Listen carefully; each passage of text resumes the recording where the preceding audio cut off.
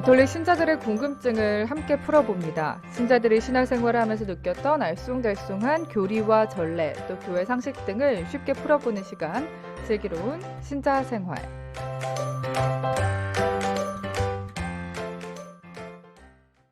네, 이 시간은 새신자와 예비신자뿐만 아니라 모든 가톨릭 신자들의 궁금증을 풀어가는 시간이죠.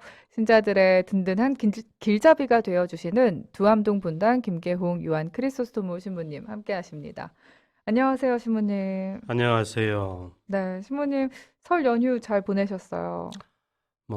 모든 분들이 다 아쉬움을 가지고 보낸 명절이니까요. 저도 마찬가지로 아쉬움은 있었지만 또 새로운 한 해가 시작돼서 새로운 마음가짐으로 열심히 한 해를 준비하는 기간으로 네. 보냈습니다. 네. 또 지난 수요일부터 제2수요일로 지금 사순시기 보내고 있기도 한데 신부님의 올해 사순시기는 어떻게 보낼 예정이신지 궁금해요. 보통 우리가 사순 그러면 40일이잖아요. 네. 예수님의 부활을 기념한다는 의미도 있지만 또 다른 면에서 본다면 예수님의 부활을 준비하면서 또 우리의 궁극적인 희망인 부활도 준비를 하는 것인데 부활에 앞서서 죽음이 전제가 돼야 되는 것이니까요. 그래서 사순식이 그러면 죽음을 생각하면서, 그러니까 때가 돼서 죽는 게 아니고 살아있을 때 죽음을 적극적으로 준비하는 그런 특별한 42일이 이제 사순식이라고 보겠는데요. 네.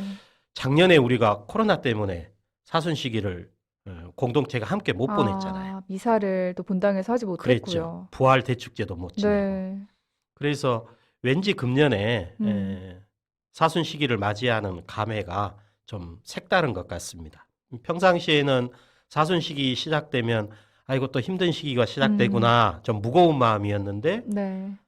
한 해를 걸러서 그런지 금년 사순식이는 왠지 희망에 부풀어 있는 그런 느낌이 좀 듭니다. 네, 그러게요. 또 우리 개개인의 다짐도 생각해 보면서 어떤 것들을 실천할 수 있을지 일상생활 속에서도 사순시기 예수님의 순환과 죽음의 길을 따라갈 수 있었으면 좋겠습니다. 그리고 슬기로운 신자생활 이 시간 통해서 사순시기 궁금증도 함께 풀어가면 좋을 것 같아요. 우리 청취자분들 궁금한 점, 교리나 전례 관련해서 궁금한 점 있으신 분들은 문자로 또 빵톡으로 남겨주시면 되겠습니다. CPBC 빵 속에 빵톡, 그리고 100원의 정보 이용료가 있는 문자 샵 5005번 열려 있습니다. 자, 신부님, 오늘 주제에 대해서 이야기를 해보면 이 코로나19가 발생하고 나서 신천지나 BTJ 열방센터 이런 많은 일부 종교 관련 단체들에서 코로나19 집단 감염이 발생되면서 이단과 사이비에 대한 그런 전 국민적인 관심도 커진 것 같습니다. 그래서 오늘 관련 이야기를 나눠볼 텐데요. 먼저 이단과 사이비 그 뜻에 대해서 좀 살펴본다고요, 신부님. 예, 이단 이 말은 다르다는 뜻의 이자하고 네. 시초라는 뜻을 지닌 단자를 붙여놓은 거잖아요. 그러니까 이단 그러면 우리가 통상 전통이나 기존의 권위 그리고 일반적인 상식에 반하는 주장 이렇게 이제 문자적으로는 풀어볼 수 있을 것 같습니다. 그래서 일상생활에서 우리가 저 이단하다 할 때 그 이단하라는 그 의미는 전통이나 권위에 맞서서 뭔가 새롭고 기발한 발상으로 일을 처리하는 사람. 네. 평상시에는 생각하지 못했던 어떤 기발한 방식으로 일을 처리해 놓은 사람을 보통 우리가 이단하다 이런 표현을 썼거든요. 정말 사람에게도 지칭하기도 하네요. 그렇죠. 근데 이제 이게 종교 안에서 이단이라고 하는 표현은 긍정적인 의미라기보다는 상당히 부정적인 의미가 강한 네. 거죠. 네. 그래서 신앙 진리에 관한 어떤 공적인 가르침의 일부를 부정하거나 의심하는 경우를 종교에서는 이제 보통 이단 이런 표현을 씁니다. 이제 우리 천주교회 교회 법전에도 이단을 분명하게 규정을 하고 있는데요. 네. 교회법전 751조에 이렇게 표현을 하고 있습니다. 세례받은 후에 신앙으로 믿을 진리의 어떤 내용을 완강히 부정하거나 그것에 대해서 완고하게 의심하는 것, 이게 이단이다. 이렇게 지금 교회 법전에서는 규정을 하고 있는데요. 이제 이런 이단이라는 규정과 함께 또 다른 말이 배교라는 말이 있습니다. 네. 그러니까 배교하고 이단은 어떻게 다르냐 하면 네. 이단이 신앙 진리의 어떤 일부를 부정하는 것이라면 네. 배교는 신앙 진리 전부를 부정하고 포기하는 거죠. 차이점이 있네요. 네, 그러니까 이게 이단과 배교의 차이라고 보시면 되겠습니다. 그럼 신부님, 천주교의 예를 들어서 좀 더 구체적으로 이단에 대해서 말씀을 해주신다면요. 예, 방금 이제 말씀드린 것처럼 종교에서 이단이라고 하는 것은 기성 종교가 공적으로 고백하고 선포하는 음. 신앙 진리의 일부를 부정하고 기성 종교가 공적으로 고백하고 선포하는 내용과는 다른 내용을 어느 한 개인이 자기 마음대로 이것이 오히려 신앙 진리라고 주장하는 경우, 이게 이제 종교적인 차원에서는 이단이다 이렇게 이제 말할 수 있는 거죠. 네. 그러니까 천주교의 예를 들면 네. 삼위일체이신 하느님의 교리를 어느 누군가가 부정을 한다는 거죠.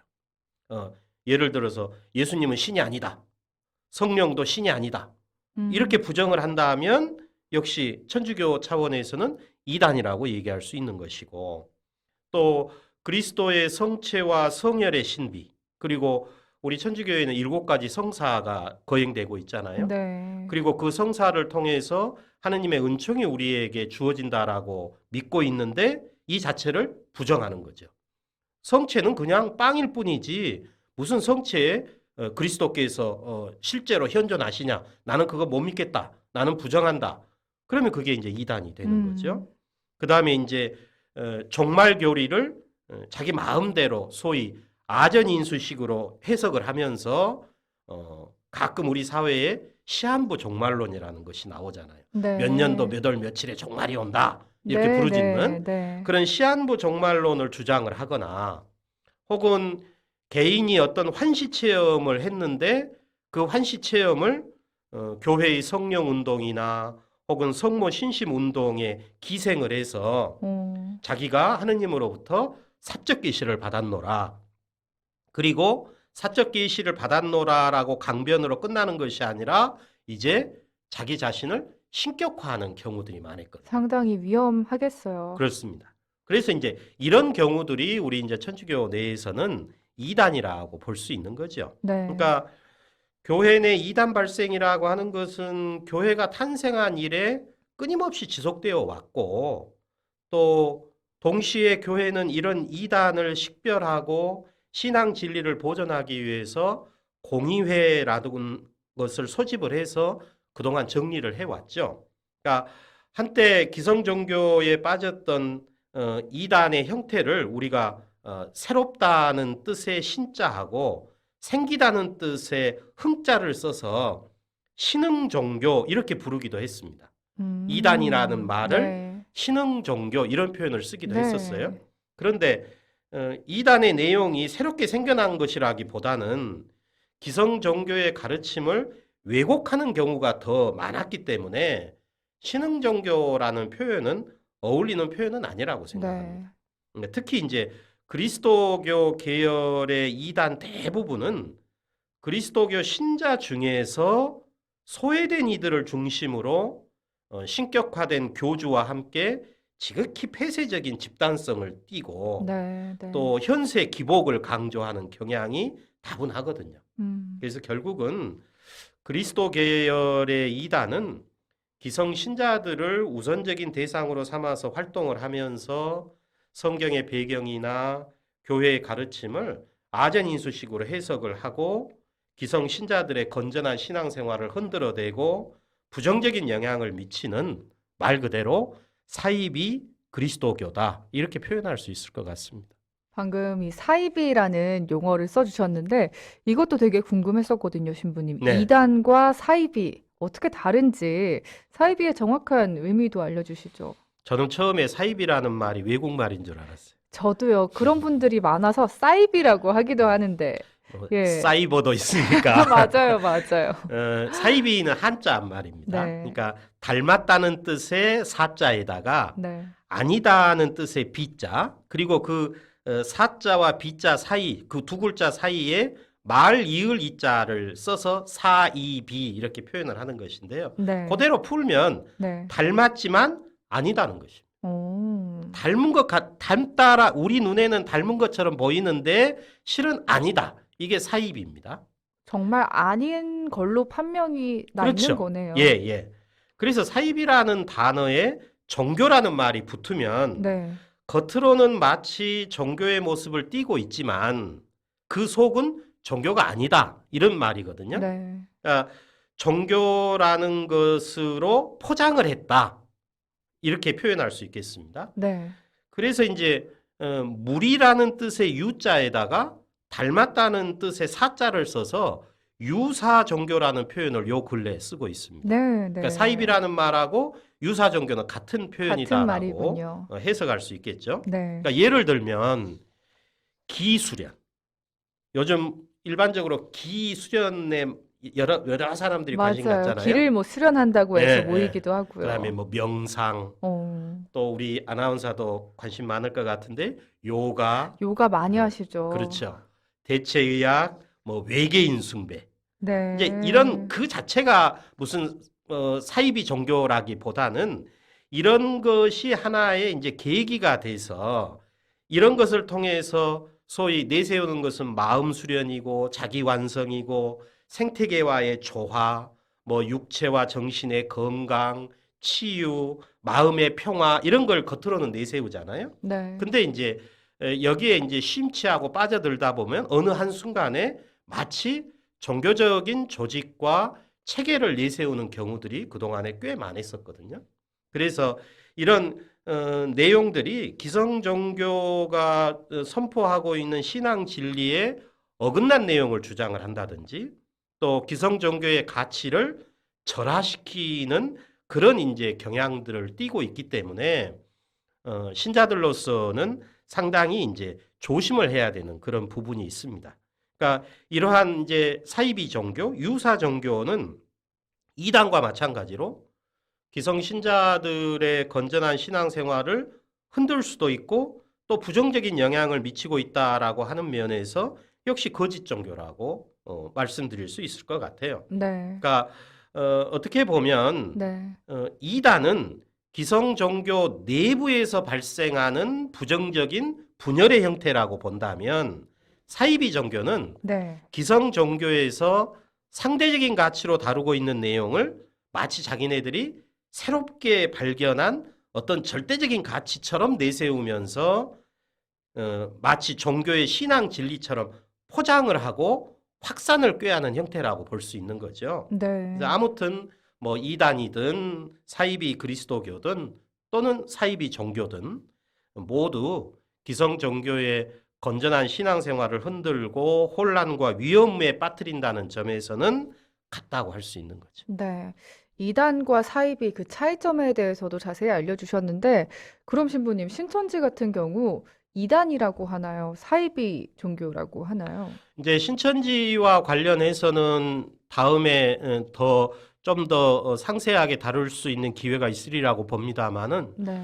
어쨌든 그리스도 신앙을 기반으로 또 그리스도의 신앙 진리를 어느 한 개인이 아전인수식으로 해석을 해서 많은 사람들을 현혹시킨다라는 점에서 우리는 이단이라고 볼 수 있는 것이고 그 이단을 기반으로 해서 또 다른 형태의 종교를 이루고 있는 것이고 마치 기성 그리스도교처럼 행세를 하고 있는 것이기 때문에 사이비 그리스도교다.